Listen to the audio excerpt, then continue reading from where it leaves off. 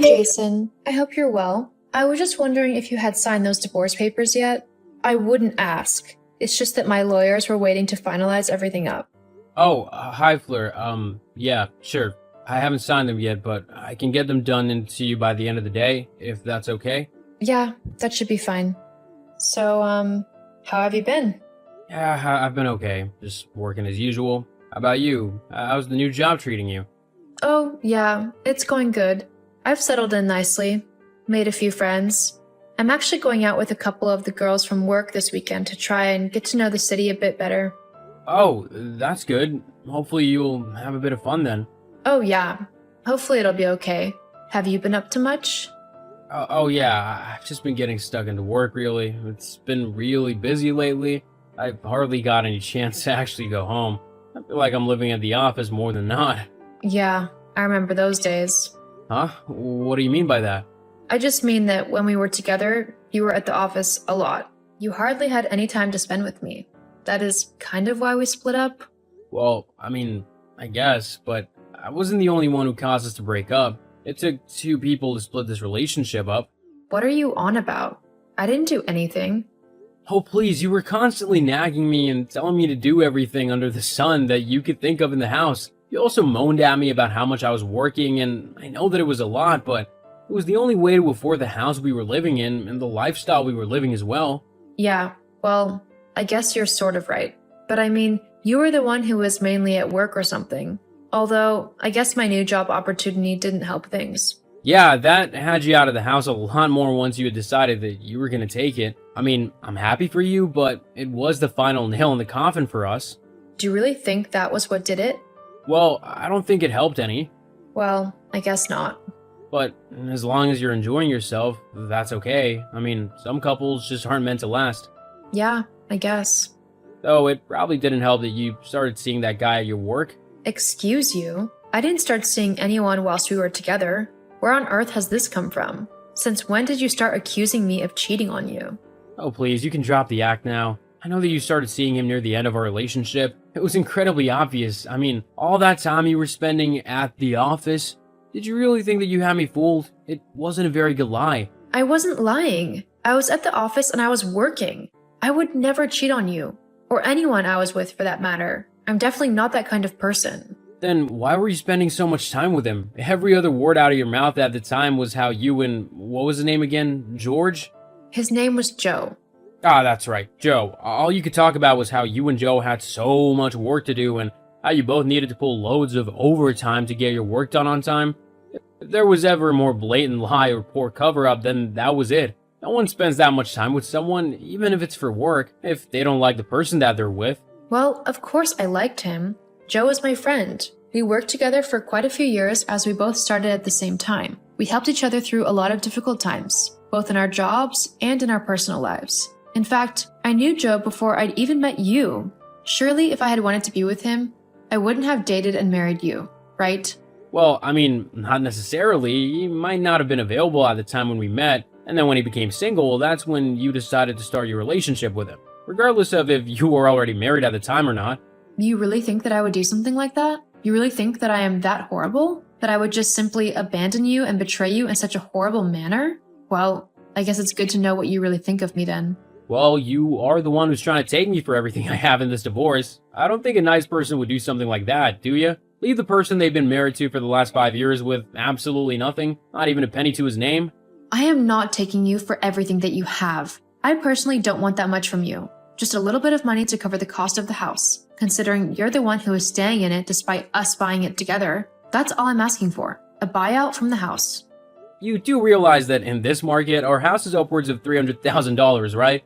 For me to pay you your half, I'm gonna have to sell the place anyway and move somewhere cheaper. I don't have $150,000 just lying around, you know? Effectively, you're kicking me out of my home, so thank you for that. Jason, I'm sorry if that's what happens, but I put money into that place as well. How is it fair for you to keep the house and I get nothing, despite me putting a load of money into it as well? And not just in the initial buying of it, but the bills and the interior decorating of it. Most of those furnishings and things that actually make the house look nice were bought by me. And yet, I'm not asking for those back. The most I want is the money that I am legally owed. It's not cheap moving to an entirely new state, you know. Plus, living in a city is twice as expensive as in a town. like where we are. I need financial aid so that I can actually live in the place where my job is. I don't think that's something that's unreasonable to ask. Well, I think it is, especially when it forces your husband out onto the streets. You won't end up on the streets. Even if you do have to sell the house, which isn't a necessity as you can remortgage it, you will still get $150,000, so you can either buy a new place or rent somewhere. And if you want to look around for a little bit, I know your mom will let you stay with her until you're ready to move somewhere else. So don't try and guilt trip me into not getting what I deserve when I have worked incredibly hard to get it in the first place. Whatever, I don't care anymore. I'll find a new place to live and I won't let you know where it is. I want nothing to do with you after this divorce is over and done for. I'll get the signed papers to you as soon as possible, then we can finally be rid of one another. Sounds good to me.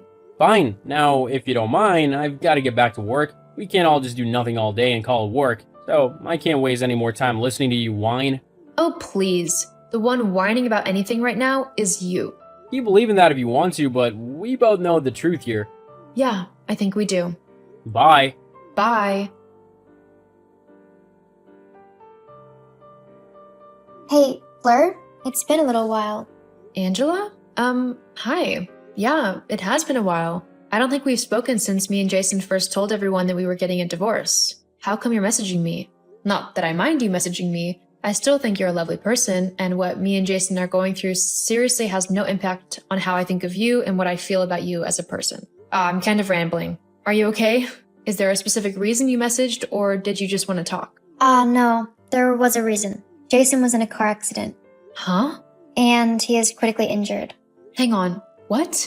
How is that possible? I was literally just talking to him this afternoon. How on earth has this happened?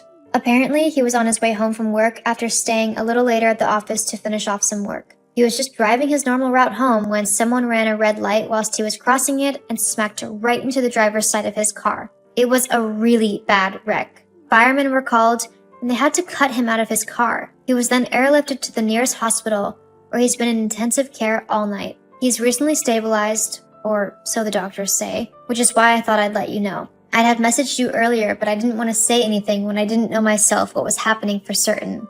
It was touch and go there for a while with him, and I was fearing the worst. Oh, Angela, that's okay. I just wish I could have been there to give you a bit of comfort and to make sure you were okay. Or, well, as okay as you can be in this kind of situation. Thanks. So he's stable now? What did the doctors say? How bad are his injuries? Well, they haven't told us everything, but they did say that What? What is it? he's going to be paralyzed from the waist down for the rest of his life. What? Yeah, he got pinned or something in the car and it damaged his spine. He's not going to be able to walk again. Oh, that's awful. I don't know what to say. I just can't believe this has happened to him. He was perfectly fine this afternoon. I mean, we even got into an argument. Oh no. I don't want my last words to him to be an argument. I've got to come and see him. But aren't you in a completely different state now? It'll take you ages to make it back. It doesn't matter. I'll get the next flight out back home. I've just got to come and see him. I can't just leave him on his own, especially not at a time like this. Well, okay then. But the doctors aren't actually letting people in to visit him yet, so you don't need to rush about too much. He's only just come out of intensive care, so they'll be monitoring him for a while yet, and I doubt anyone will be able to get in to see him until at least tomorrow. Well, just keep me posted. I'll let you know once I've managed to get a flight and I'm on my way, okay? Okay. Thank you, Fleur. No, thank you, Angela, for letting me know what's happened. I know it's not easy, what with me and Jason and the divorce, and you probably think the worst of me, but I can't tell you how thankful I am to you that you let me know what's happened. Well, I'll see you soon. Of course. And if anything changes in the meantime, just let me know. I'll have my phone on me at all times. And if you're able to see him before I get there, and if he's awake, just let Jason know that I'm on my way. Okay. Well, goodbye. Goodbye. Hey, Fleur, how's the flight? Oh, they've delayed the flight for 2 hours. So I was supposed to fly at 23:30, but now I've got to wait until 1:30. And that's if they don't decide to cancel the stupid thing. I swear, I might just drive to the hospital. It'd probably be quicker than waiting for this stupid flight. Well, it's okay. You'll get here when you get here. We don't want another accident to happen by you rushing too much. You're right. I'm just frustrated and worried. How is he doing? Actually, he's woken up. He's asked me to send you some messages on his behalf. He's awake? That's great. How is he feeling? He's a little groggy, but that's to be expected from all of the pain medication. He's been asking after you, though. You just tell him that I'll be there soon, that I'm trying my hardest to get to him, and that he doesn't need to worry, as I'll be there within the next few hours. Okay, I'll let him know. Also, tell him that I'm sorry about the argument earlier today. I didn't want to get into a fight with him, and it all just got a little heated. I'll also apologize in person when I get to the hospital, but I just wanted him to know I was sorry. He says that he's sorry as well. He said some things that were totally out of line and that he doesn't believe in at all. It's okay. We both said things we didn't mean, like how I want him out of my life. I don't want to lose him. I love him. He says that he loves you too. God, tell him that I've missed him these last few months, that I absolutely hate my new job and the city that I'm living in. I just want to be back with him. That's all I want. Jason says that's all he wants as well. He's missed you too. Okay then, we'll sort it out. But for now, tell him to just rest. I'll be there soon and I won't ever leave him again. Never? Not unless he wants me to. I'm afraid he's going to be stuck with me. He says he likes the sound of that. And he doesn't need to worry about anything. We'll figure everything out in time. Paralyzed or not, I love him and I'm going to be with him. I've already started doing research into how to live with paralysis and all the different physio activities that he can do to maintain a healthy lifestyle. I've also looked into different ways for him to get about, like an electric mobility chair. That way he will still have his independence. It costs a little bit of money, but it's nothing that we can't figure out together. Anything to make his life easier for him. Also, I've already started looking for quotes on how much it'll take to make the house suitable for him. The downstairs bathroom and stuff like that. Fleur says to relax. You'll work it all out together when you get here. Also, isn't your flight soon? Make sure you don't miss it. Don't worry, I'm already at the gate. I will literally be the first one on that plane when it gets here. I can't wait to see Jason. He says he can't wait to see you either. I've got to go now, though. The nurse just told me that visiting hours are over, so I've got to leave. Okay, well, tell Jason I love him and that I'll see him at the next visitor's time. Okay? Okay. And Fleur? Yes, Angela? Thank you. We've all missed you. I've missed all of you as well. I'll see you soon. I promise. See you soon. I rushed over to Jason as soon as I could. Once I was in the hospital, I promised not to leave his side at all. Even when visiting hours were over, I would stay and sleep in the chair beside his bed. Sadly, the doctors were right in their prognosis that Jason would be paralyzed below the waist for the rest of his life. However, I did not let it stop me. The accident made me realize just how much I actually love Jason, and I couldn't fathom a life without him. Whilst we might still have our difficulties, we have begun to see a therapist together, and we are slowly but surely working out the kinks in our relationship so that we can be together happily.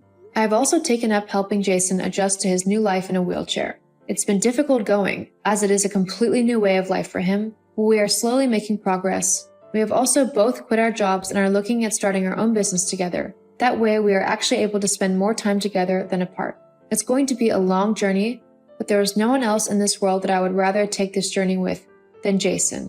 I realize that the best things in life are worth fighting for, and whilst it's easy to leave and split from someone, if you want a proper relationship in life, you need to work through the tough times together. And that's how you build trust and loyalty in one another and take your relationship to the next level.